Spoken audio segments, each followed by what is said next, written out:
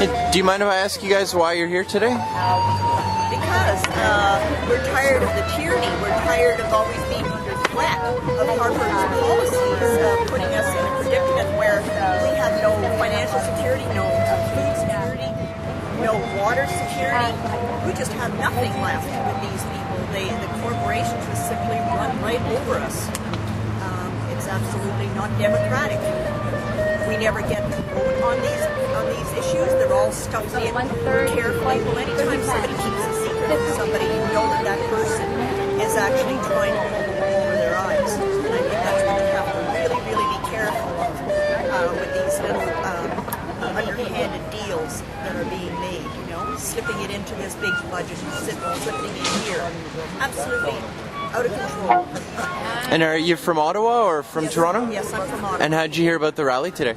Oh, I just keep informed. Excellent. Yes. Very, very for democratic behavior. And anytime I see country violated like this, and right now it's being violated on so many fronts, you can hardly get enough time to get to all the protests. But the thing is that we're moving more and more closely to the way Nazis treated their population. And now the government has even more access to data about everyone, so it'll make it really, really easy to advance the agendas. And one of the biggest agendas that's been going forever is the eugenics agenda. Rockefeller Foundation, the Kellogg Foundation, all of them big contributors to all of the problems that we have with their eugenics agenda. What's eugenics? Well, they share the Nazi goals. Mass culling. Mass culling of inferiors. Getting rid of useless eaters. Yes. That's been since before 1898. It was started by the cousin of Darwin, our famous Darwin. Yes. His cousin Galton decided that as a result of all these hereditary traits we have, that gene pools can be completely eliminated. Gene pools of the inferiors. So, of course, that means that the elites consider themselves to be superior. The rest of us are inferior. And therefore, they feel completely at ease with polluting our water with toxins, giving us genetically modified food that interferes with our natural genetic makeup, and on and on and on. It doesn't stop there. It goes right through the financing of these corporations. Excellent. Taking money out of people's account that they work for. Paying people who haven't worked for anything but to hurt other people. It's not democratic. Just because you can vote doesn't make you democratic. With our electoral system, you can get a government elected that we've got today with less than 40% of the guys that voted. And only half the guys voted, so that's in fact we're sitting there with this majority government with less than 25% of the vote. Now that's ridiculous. We're one of 3 countries that do that. Well, that's the problem that the elites and the eugenicists have with the rest of us, is that they feel that the inferiors and the stupid people have an equal vote, and that's not fair, because they're voting in stuff that they don't want. Well, they control the press, so the stupid ones are voting for it. Look at the Koch brothers.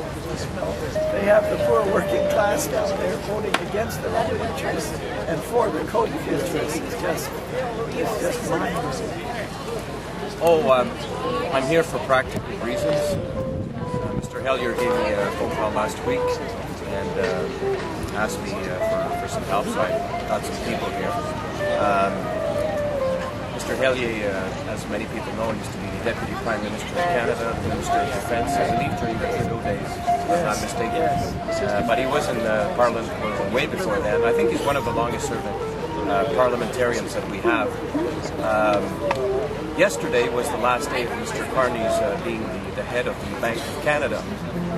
And today, as a matter of fact, his job starts today, is the new one that's coming in.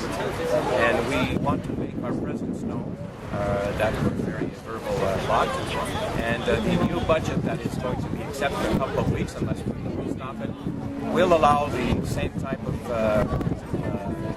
horrible event that happened in Cyprus, where Canadians can be robbed of their money without weapons, without impunity. The government can take money from the common citizens and give it to the bankers because they're more important than us for some reason.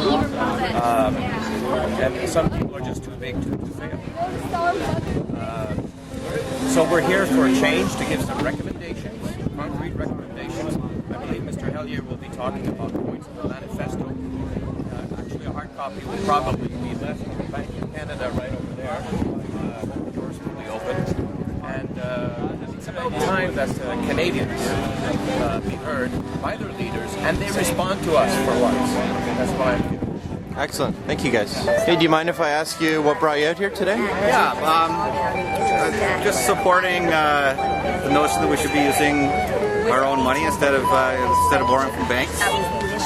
We should be borrowing from our own wealth and not paying any interest to banks at all. Excellent. So if we stop borrowing money from banks, then we don't have to pay them interest. It's pretty simple.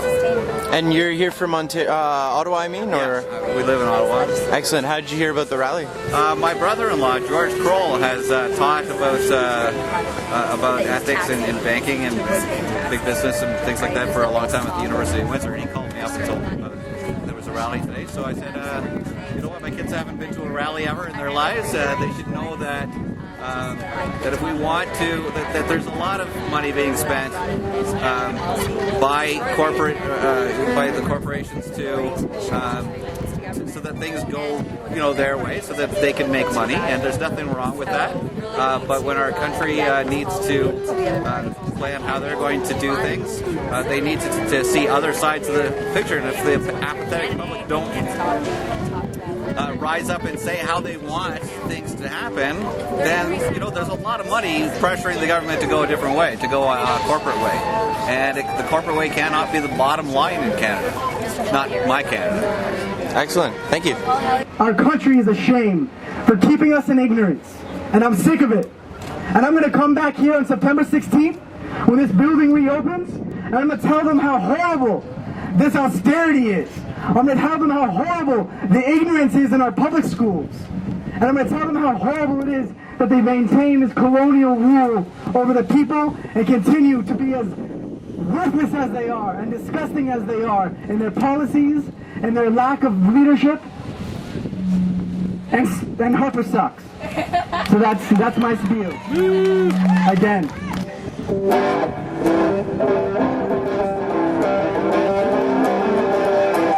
This country's in debt to private banks. Nobody asks who are we in debt to. We just pay through the nose. 45 billion each year in interest, and the debt still grows. But it's a small price to pay to dismantle Canada. They've got them. First it's healthcare, education, land and trees. Eventually they'll even own our bumblebees. Privatization, it's our national disease. While the debt still grows, but it's a small price to pay to dismantle Canada. They've got a ministry they call Dismantle Canada, with a minister who never takes our calls. The private banks report billions in record profits, while the debt still rolls. They're pleased as punch to dismantle Canada. All right, let's start dismantling. Well, I mentioned healthcare and education. That's a couple of big ones. And when the price of oil went up to $50 a barrel, Paul Martin sold off Petro-Canada. No money to be made holding on oil stocks, is there? In Ontario Hydro, well, they didn't exactly privatize it. They just broke it up and leased out the energy transmission portion. We still get stuck with the nuclear waste and the nuclear debt. Highway 407, built and paid for by you, the Ontario taxpayers. Now you get to pay a private company to drive on it. Sweet. Anyways, the hyenas are circling and drooling for the oil of the 21st century, Canada's precious fresh water. They call it a natural resource. I call it a human right. Use the Bank of Canada to finance what we need and stop supporting private bankers' greed. We'd be running a surplus and get to keep our country too. Woohoo! What a concept! But it's a small price to pay to get out of getting screwed. This country's in debt to private banks. Nobody ever asks, who are we in debt to? We just pay through the nose. 45 billion each year in interest, and the debt still grows. Use the Bank of Canada to finance what we need.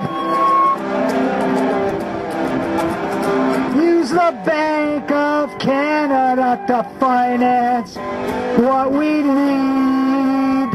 Interest-free infrastructure loans. Can you say that with me slowly one time? Interest-free infrastructure loans. So that the $45 billion that we are paying private banks each and every year in interest can be spent on something good, like Canadians.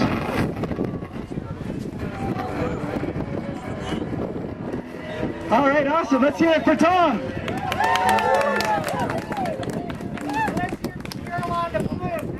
Woo, Carol.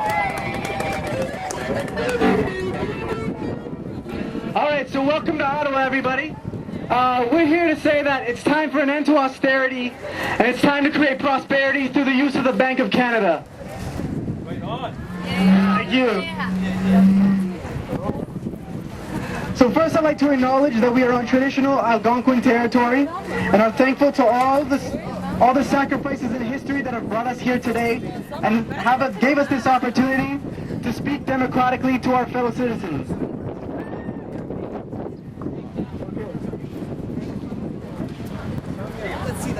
So first off, we're going to have Hugh Jennings speak to you about everything he's going to speak to you about.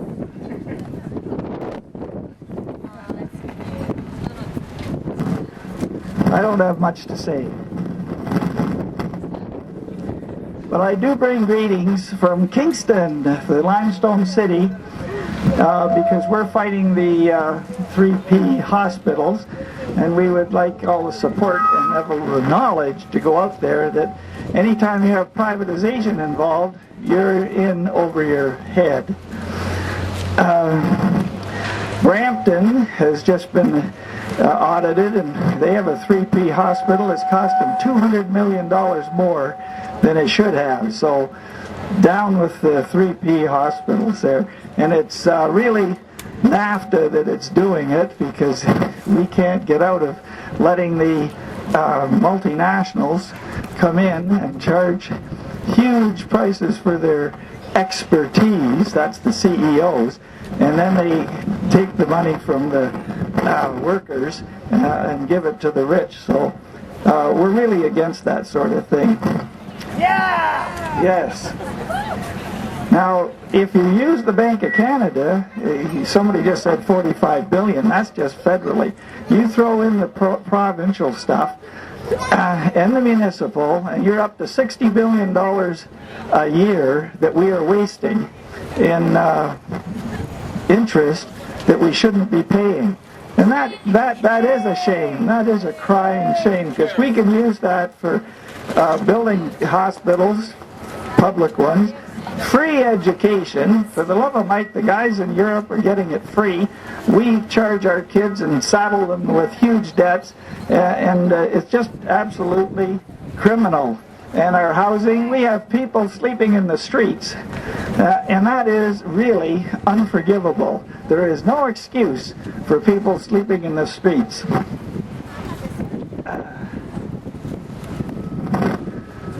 The nice thing about being a government is that you can borrow the money.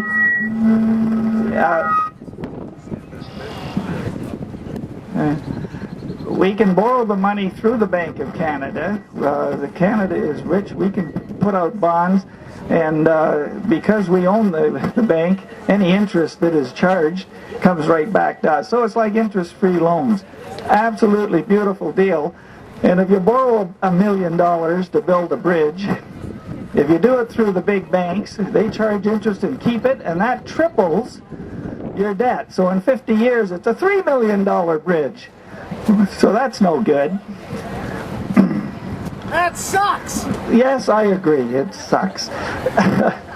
But the nice thing about us borrowing the money and putting it into infrastructure like that is that everybody that gets their hands on that money, it's a ripple effect that goes around the nation, and by the time it's changed hands 5 times, the government's got all its money back because of the taxes.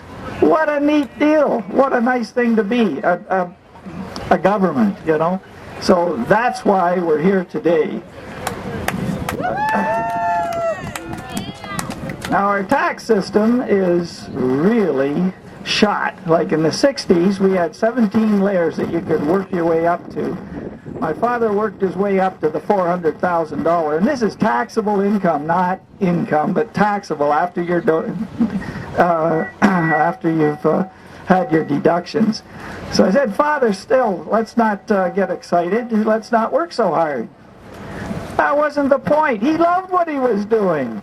He just didn't like paying all those taxes. Well, when you have 2 Lincolns in the driveway and a big estate in Oakville, how much more money do you need? So we had a really soft life, and I would like to see that perpetrated around Canada at least. We had a provincial bank in Ontario here. I don't know what it was called. Somebody like Paul Hellyer might remember. It was the Bank of Ontario or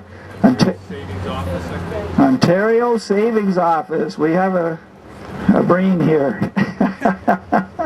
Good. Anyway, Harris shut that down. We could have had interest-free money through that too.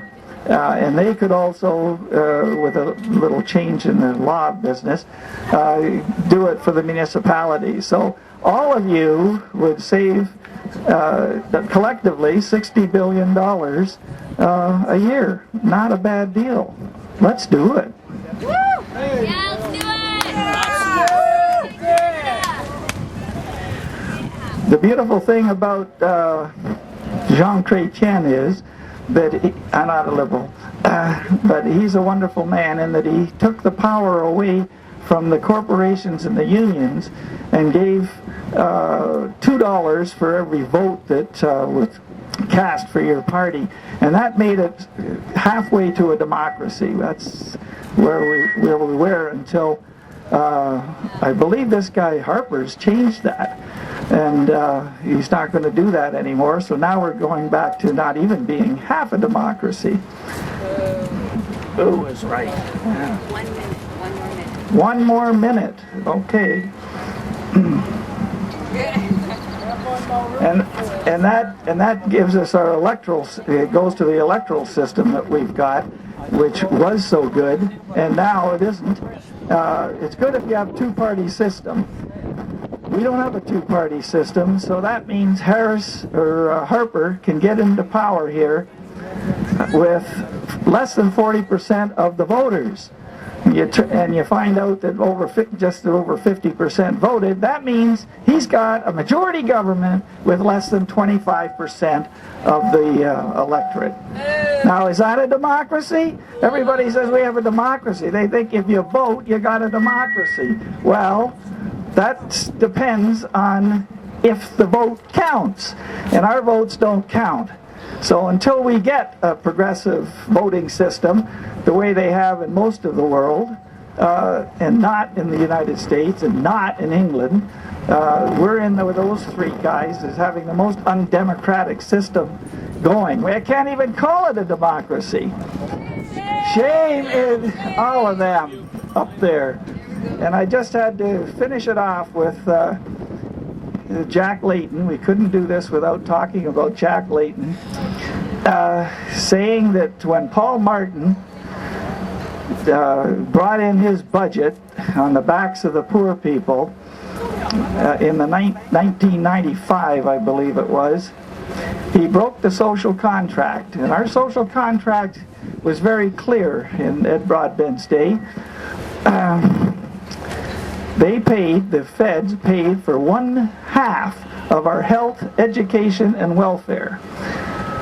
When Paul Martin broke that in 1995, instead of paying 50% for health care, they were down to 17%. The same thing for education, and that was what I was into, is education. It was a real shock to see what they did to us with that breaking of the social contract.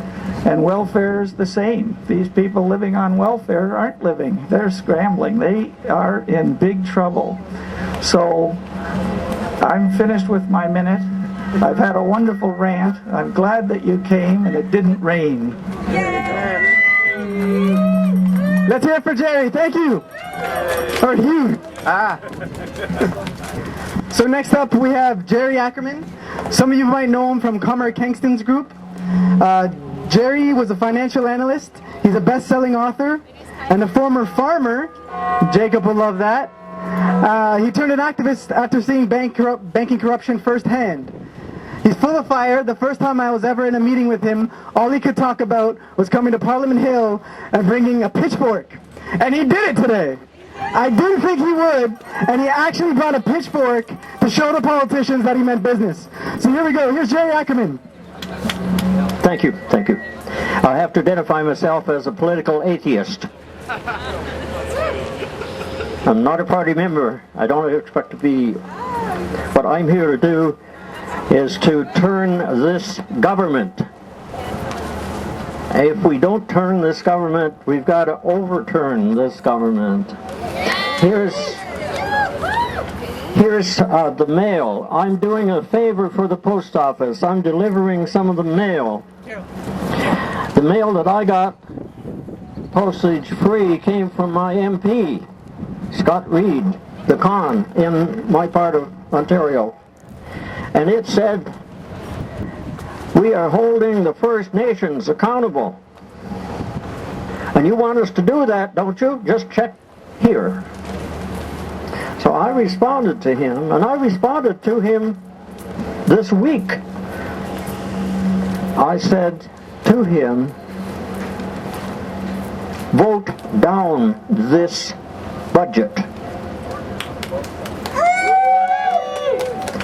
If that means you have to be absent, or you have to abstain, and you don't actually stand up and say, "Mr. Speaker, I vote against it," whatever you have to do, vote it down. Because some of my other mail goes to, I deliver this free incidentally, it goes to somebody named Flaherty. And if you want a copy of it, I'll just let it fly loose. You pick one up wherever it goes. But it says there's 3 actions and inactions that result in spending that exceeds government income. Well, I thought that would be inspirational to him to understand that. Each is within the responsibility of your ministry. Number 1, too little income because not enough taxes. That can happen. Spending on wasteful, unproductive goods and services. There's a poster out there about that. Funding deficits by borrowing from the private banking system instead of using our own public-owned Bank of Canada.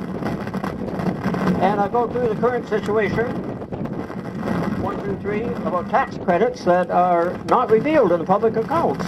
So we don't know how much taxes we have to pay, and we don't know how much credits are given back to the bankers and corporations. All I know is that one of the biggest shadow banks in the world, the one that makes your light bulbs, General Electric, is one of the biggest in the world, and I know them very well. They bankrupted me in the mid-90s, so I have studied them very carefully. They don't pay taxes. They made in 2010 $26 billion profit. They paid minus $4 billion. They got $4 billion tax credits in the United States. Irving Oil, that comes from the part of the Maritimes that I inhabit in the summer at the Bay of Fundy. Irving Oil is the largest Canadian refinery. They don't use Canadian oil, in case you didn't know. The oil comes to them directly through the Bay of Fundy, dodging the whales. That's where the whales feed. And the paper stops in Bermuda. In Bermuda, they pay an awful lot for that oil. No, they don't. They don't pay anything for the oil. There is no tax on it. So whatever it French prices in Bermuda just means there's enough cost then to Irving Oil in Canada that they don't pay much taxes. That's how the system works. Okay.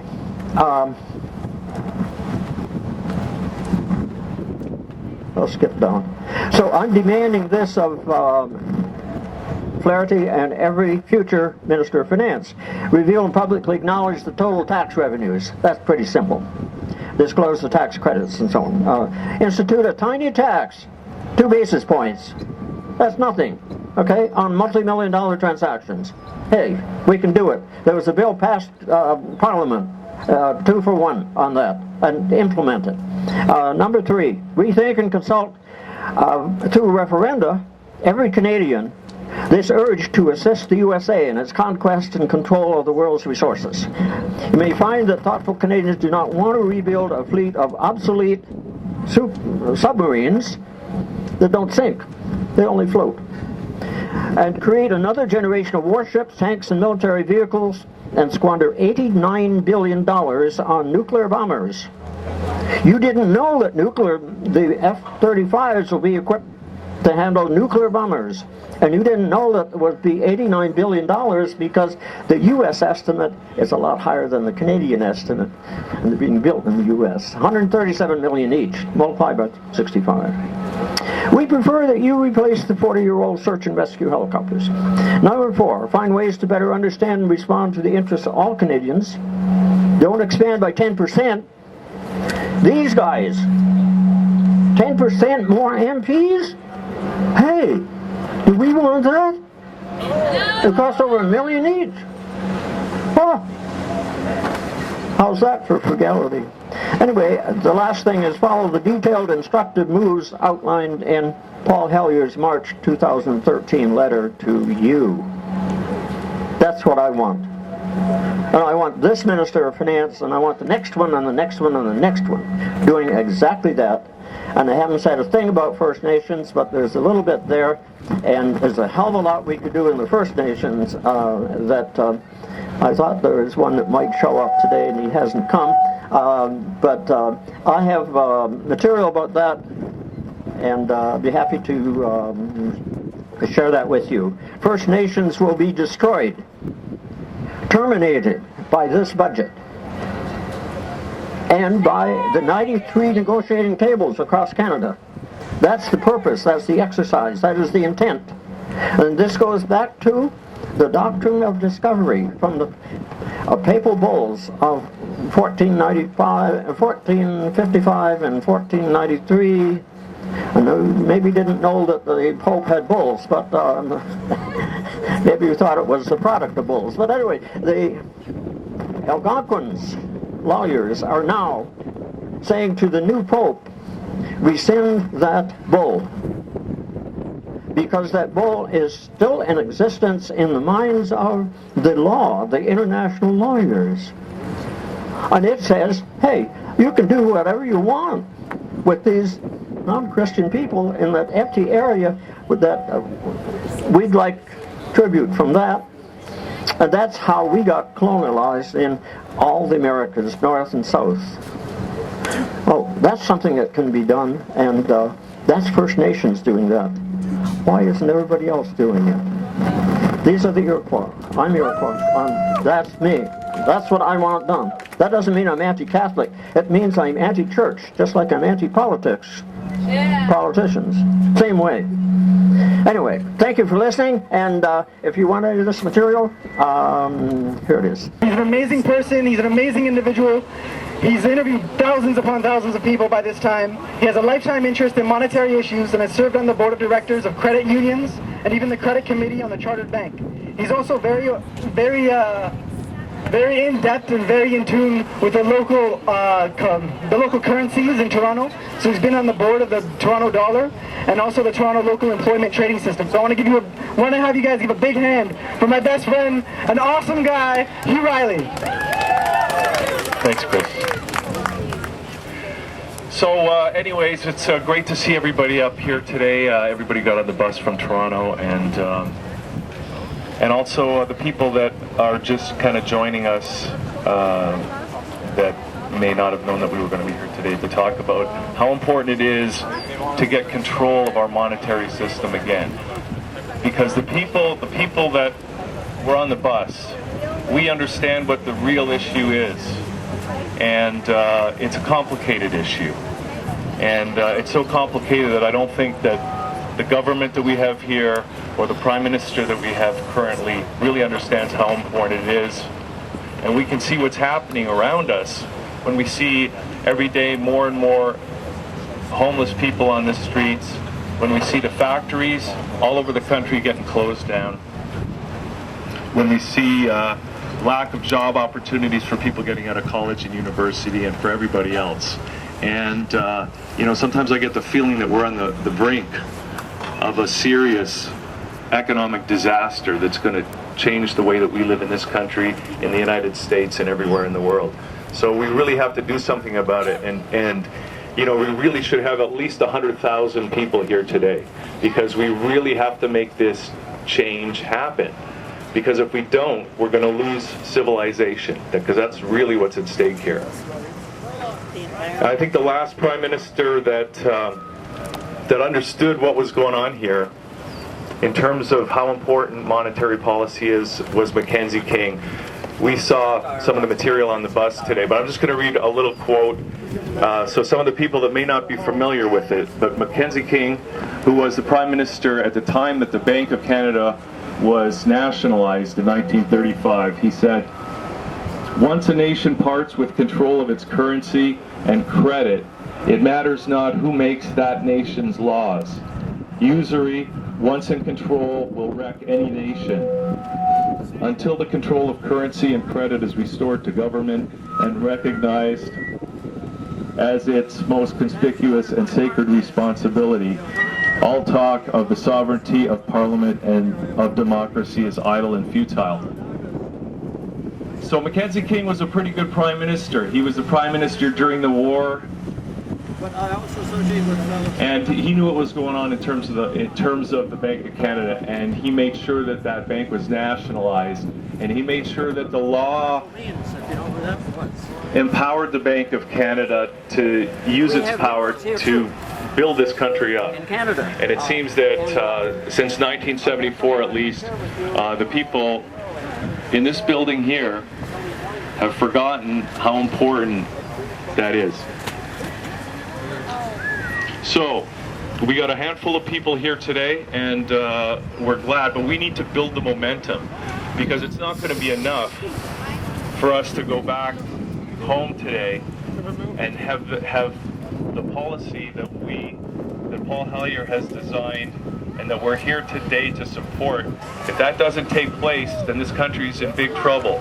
And that means that every individual Canadian is in big trouble. So it's not enough to go home and not have the policy happen. So what we need to do is we need to think long term about this, because it's not going to end today.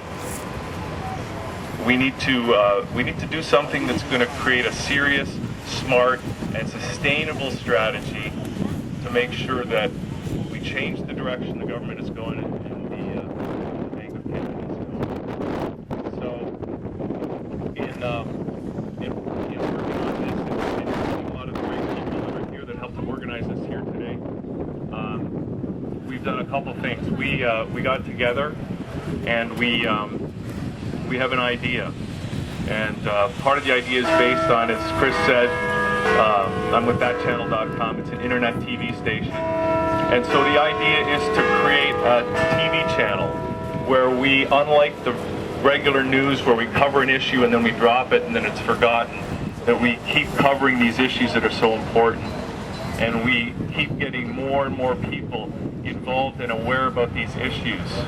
And we build the audience, and as we build the audience, we build the momentum. And doing it on the internet means that it's interactive. It's not a passive audience of people just sitting around and watching TV.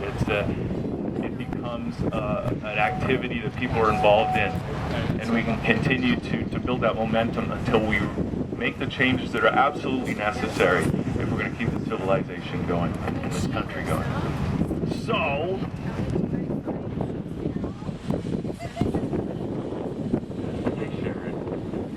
okay. Anyway, it's going to be a lot of fun to do this, too. We're going to get together, we're going to talk about the issues, we're going to have fun, we're going to get entertainers on, and we're going to keep talking about the issues.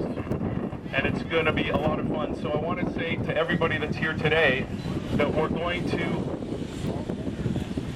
What we do is we need people who want to get involved, people who want to be producers, who want to produce conversations about the issues, who want to get guests involved, who want to bring entertainers, who want to get involved, and who want to help build this momentum. So please come and see me afterwards, because we're not going to stop here today. We're going to keep it going.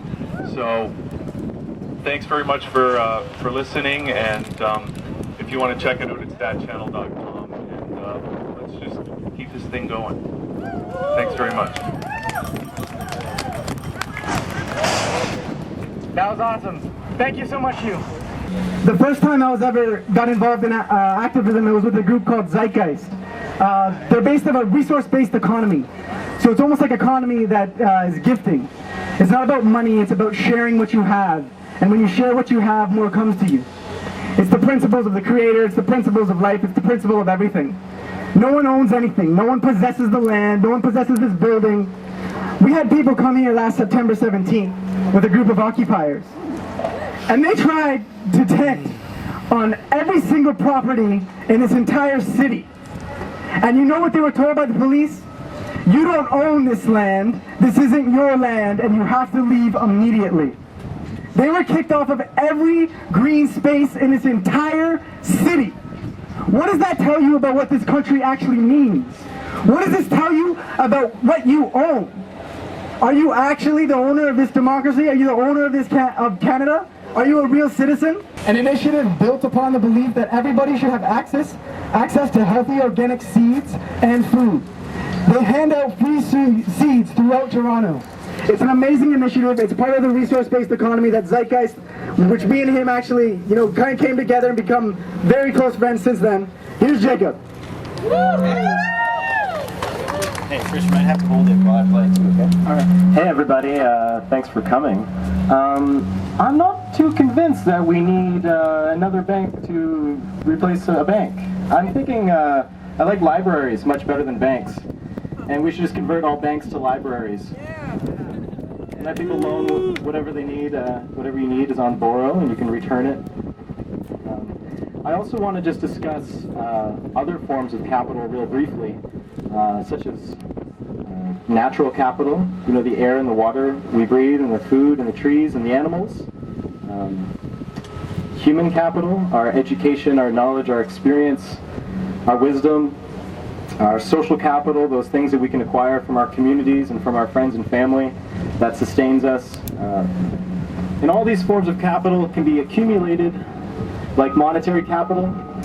So in many ways I see myself as a natural capitalist.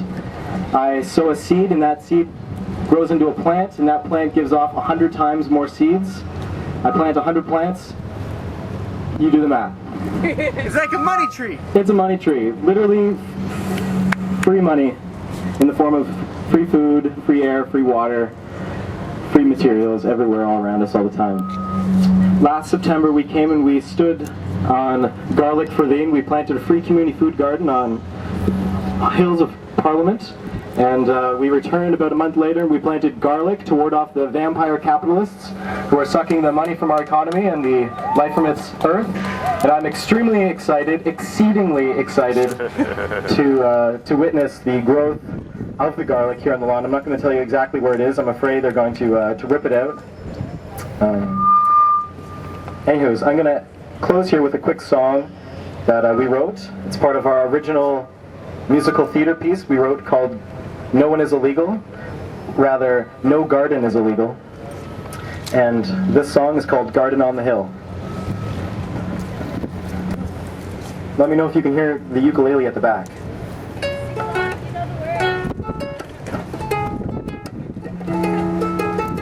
Gardening on the hill with our friends and family.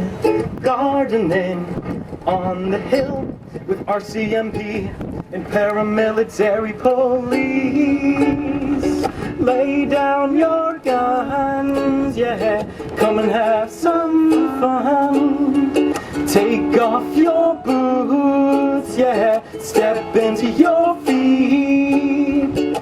Stand in solidarity. Gardening everywhere, all the time, in every way. Gardening in the night, in the day, in the shade.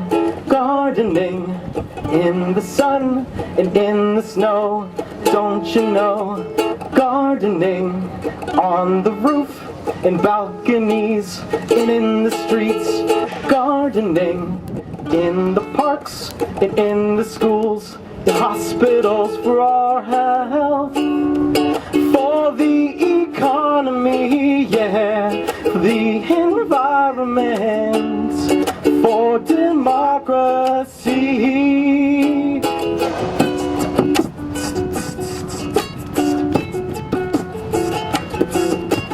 Plant a seed and watch it grow, weed and then water each row, reap and harvest what you sow and leave some for the wind to blow. Calling all with spade and whole plant, parsley, parsnip, potato, peas and lovage, as you know, turn adversary into caring, allied friend, no longer foe. These things take time, these things are slow.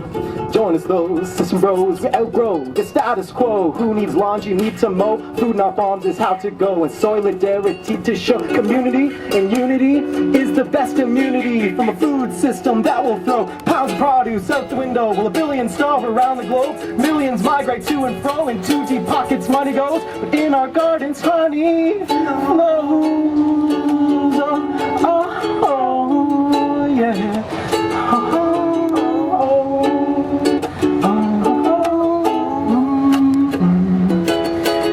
All we need are healthy bees, heirloom seeds and fruiting trees. From that we feed all families, so that we're free from those with greed. Do something truly radical, plant a garden, none's too small. Free, fresh food for all.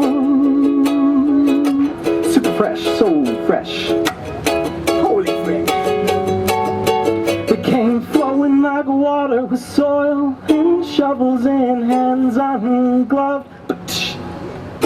They came with seeds and all they need to grow, so that no one would go unloved, unloved, unloved,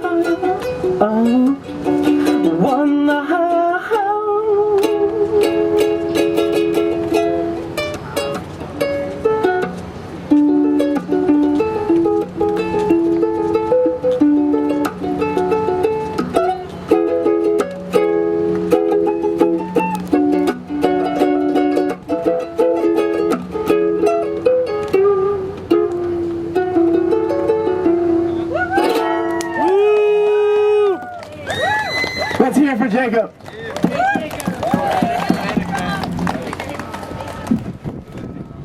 Did it run out? Now to my notes. Next up is actually an amazing woman that I actually met through my experiences at Occupy, where I spent 40 days. For the first time actually devoting my time to monetary reform, understanding what needed to get done. Try this one. But I knew very little about the Bank of Canada. Because it's been. Can you think of anything more absurd? Dr. John Hodson, who used to teach, the late Dr. John Hodson, who used to teach economics at Waterloo University, used to say, can you think of anything more absurd than that we should perish because we couldn't afford to save ourselves? I believe that this is a defining moment in history. All around the world, people are rising against injustice. They are becoming more and more aware of the need for really meaningful change.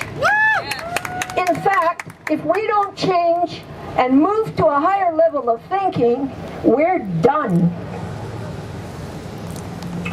We stand in a particularly good place to be a role model for the world because we own our central bank, and we're unusual in that. We must reclaim it and show how it can be used for a whole different concept of political economy. I belong to an organization called COMER, the Committee on Monetary and Economic Reform, and we are actually suing the government for violating the Constitution and for not meeting its obligations under the Bank of Canada Act. And you can look at our claim, you can look at our statement of claim, you can read our lawyer's presentation at the first hearing on comer.org. Stay tuned. It is an historic battle, an historic event, and we have had calls from around the world. There is keen international interest in how this goes. My favorite message was from the Netherlands. They quoted Nietzsche, who said, "And those who were seen to be dancing were thought insane by those who could not hear the music." Our job is to turn the music up. And I thank Occupy for doing that. Occupy really made the news. They made it. And they found the right target. They knew where the problem was. They knew how to get to the root of the problem. And for those who think that Occupy is dead, you're wrong. Mostly they were made up of young people, and those young people are looking for the way that they can best contribute to meaningful change. And they're living in an age of incredible transformation. And it's only natural that there be all kinds of ship-shifting in such a process.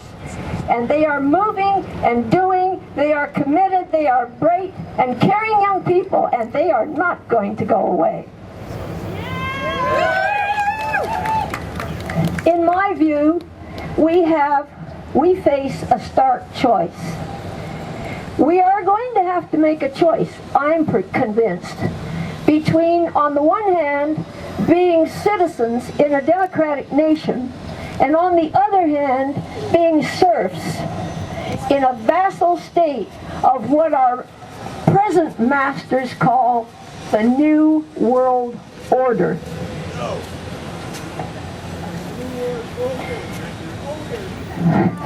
The New World Order, I stand corrected. A wonderful man whose family fled from Berlin at the time of the Second World War, and who fought with the French resistance, was captured and almost made it to the oven.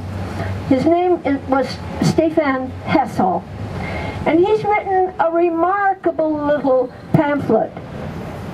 And he's speaking mostly to the young people. And he says, you have to get to a certain level of anger to take the necessary action. And he says, Find your own reason to be angry and join the flow of history.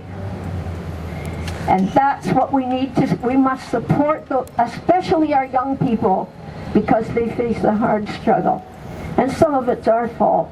How could we have been so blind as to let this happen? We come here today also with a modest proposal for a great beginning. And that proposal comes from Paul Hellyer. Paul was, I think, the youngest man ever to have been elected to Parliament, and he spent his whole career there. Under Trudeau, he was Deputy Prime Minister of this country. He has worked tirelessly, unendingly, since to educate people to the truth about money and debt. He has given it everything he has.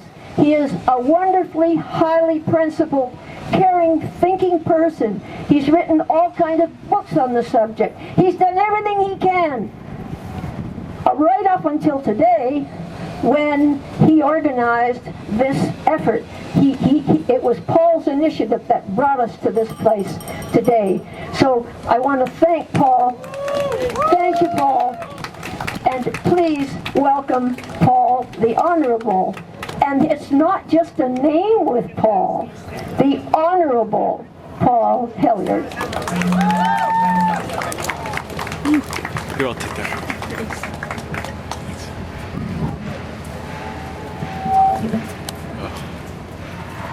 Oh, here we go. My turn for the hugs. That was a great job.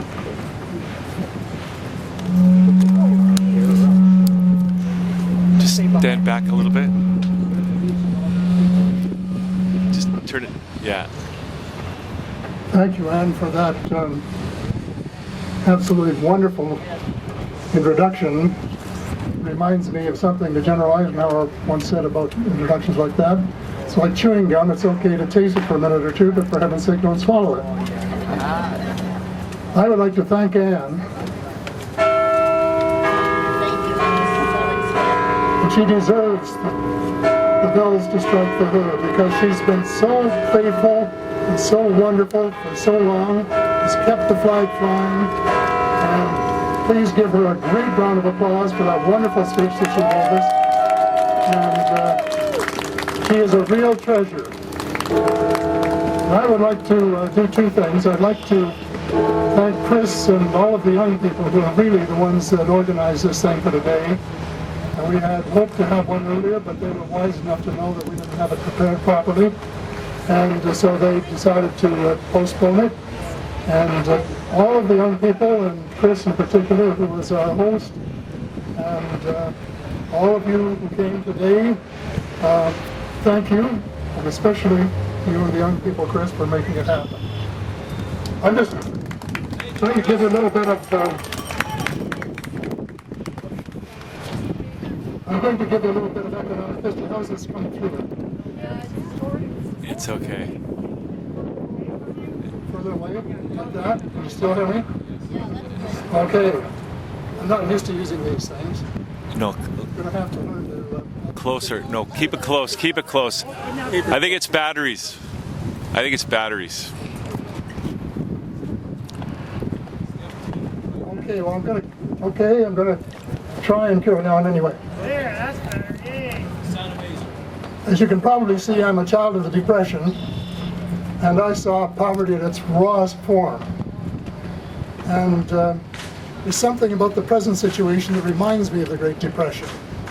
With 1 million more young people out of jobs between the ages of 15 and 25.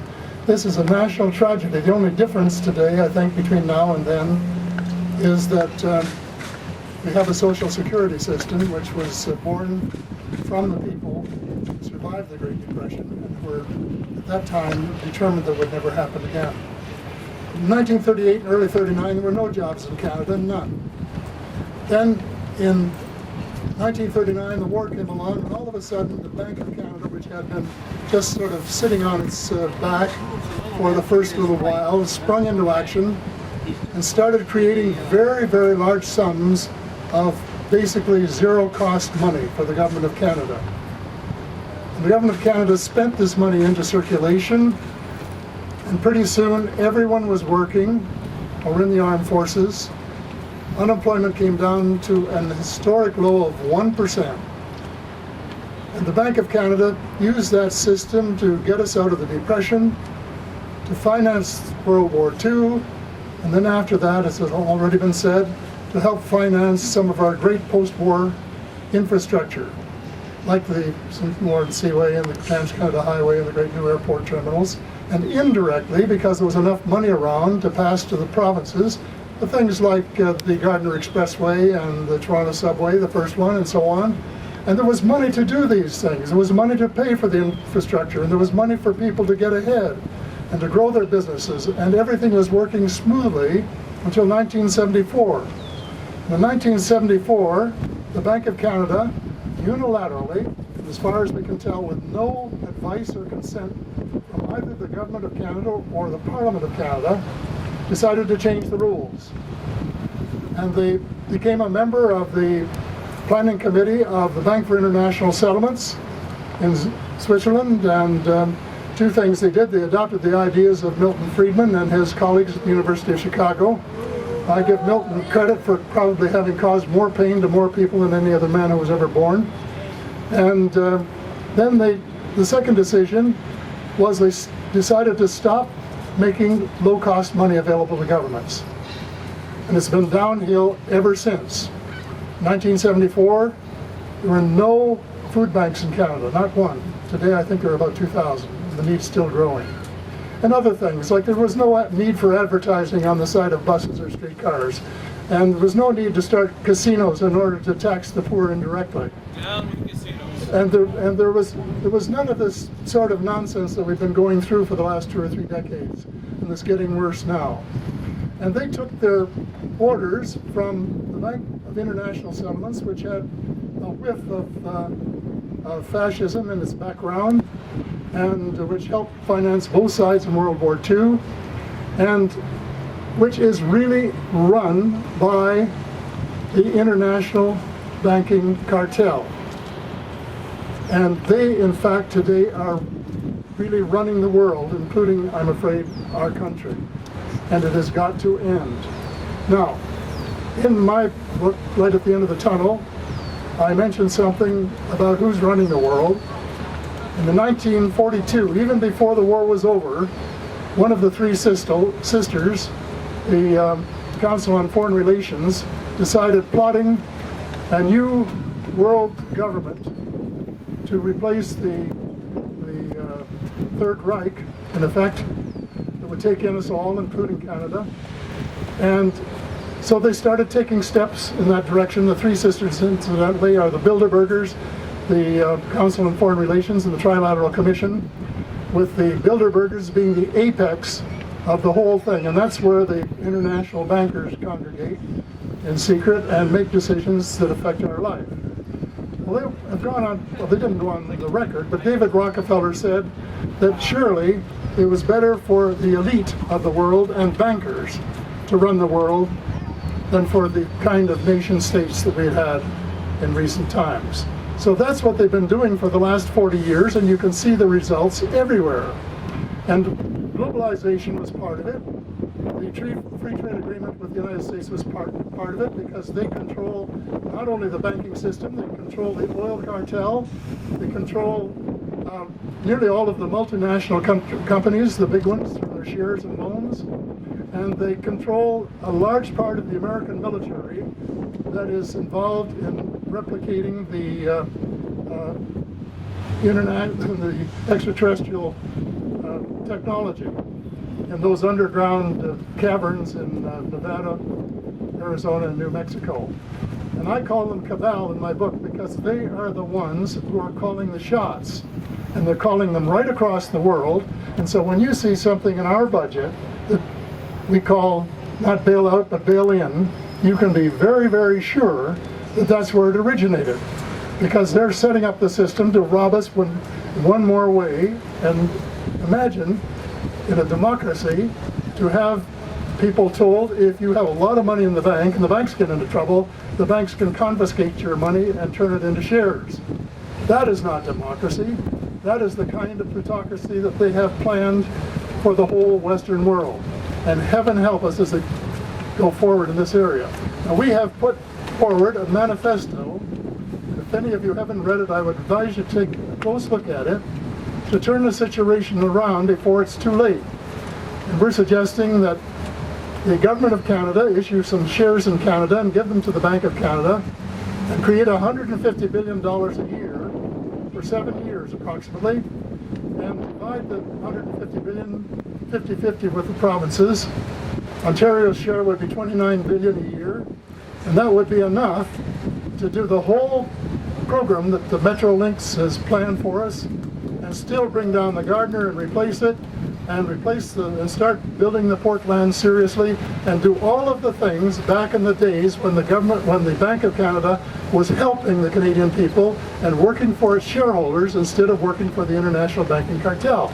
Now that's what we're promoting, and we have to do everything we possibly can to make sure that the government buys what we call the new social contract between the Government of Canada and the people of Canada, because that's what we want them to do.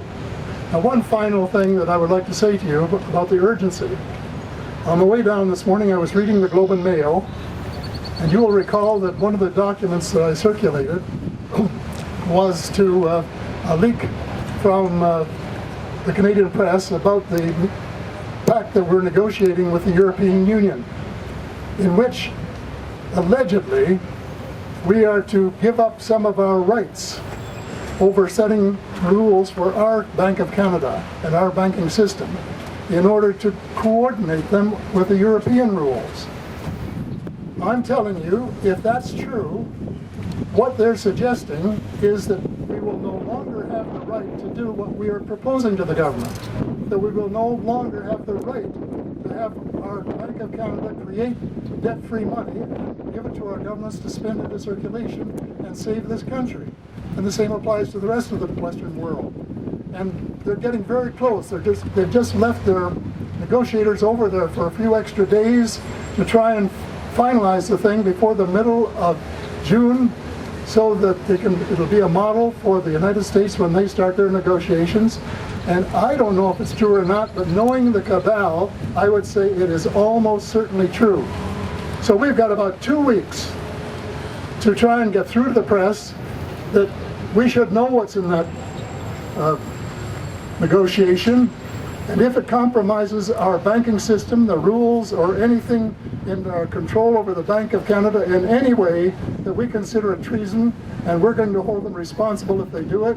And furthermore, we would prefer that they didn't do it, because what we want to do is to get our country up and running and provide prosperity instead of austerity, because we know it's possible.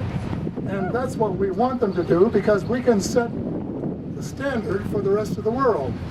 Our government owns the Bank of Canada on our behalf. They have majorities in both houses. They can pass the legislation to do what we're asking them to in 2 weeks or less, probably a week if they really wanted to do it, because they get no opposition from the other parties. And we should put the pressure on, turn up the screws, and say it's now or never.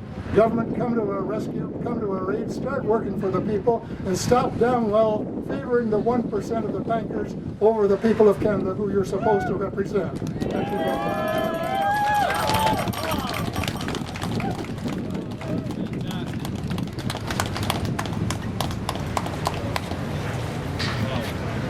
Thank you, Paul. Let's have another round of applause for Paul for all the good work he's been doing for his whole life. So, in the itinerary, we propose that we have a march to the Bank of Canada, which is about 2.5 to 3 blocks just that way. We can do it. Do you think we can do it? Absolutely. Are you guys into it? You want to do it? Yes. We'll get in the front steps, we'll unfurl that banner again, and then we'll read the social contract that Paul Hellyer has put together, and tell the new governor of the Bank of Canada, Stephen Pallaz, exactly what he should be doing with his new position. So let's get ready to go.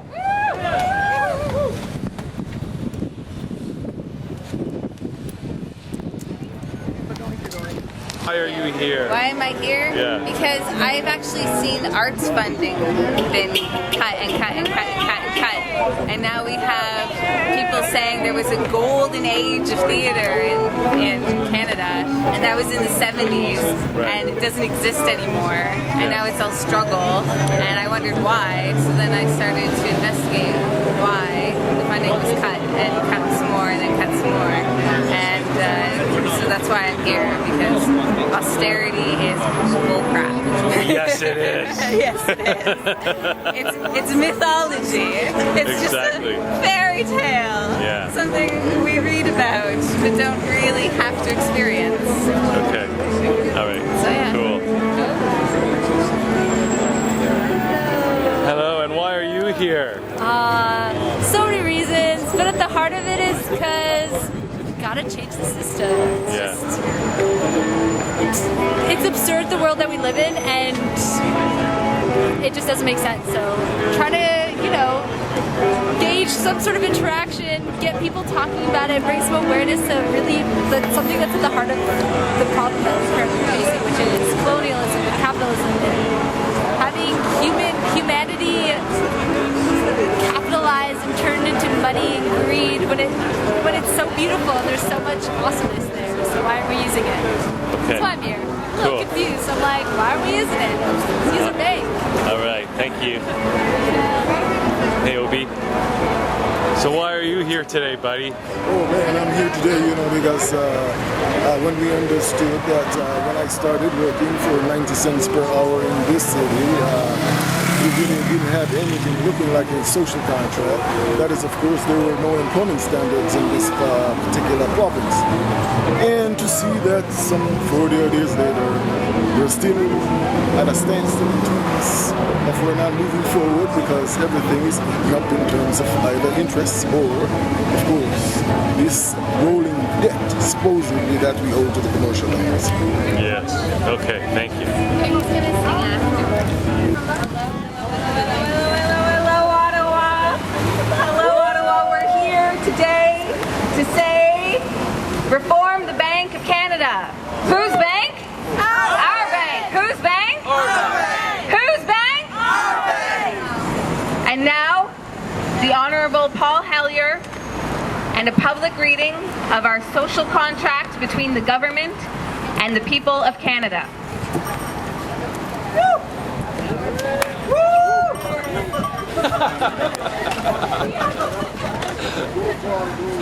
In view of the fact that our present banking and financial system is unstable, unsustainable, basically immoral, we, the undersigned, on behalf of all Canadians, demand that the federal government use its constitutional power over all matters pertaining to money and banking by forthwith taking the following action to benefit all Canadians.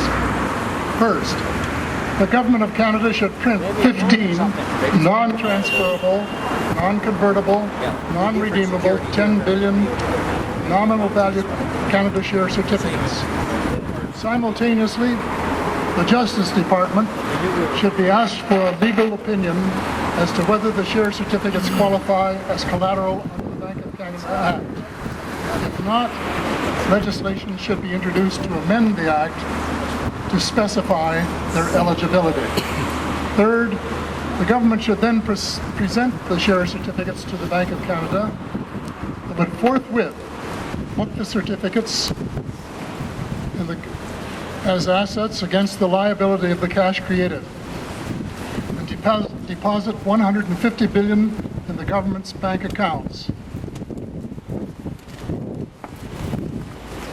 The federal government should immediately,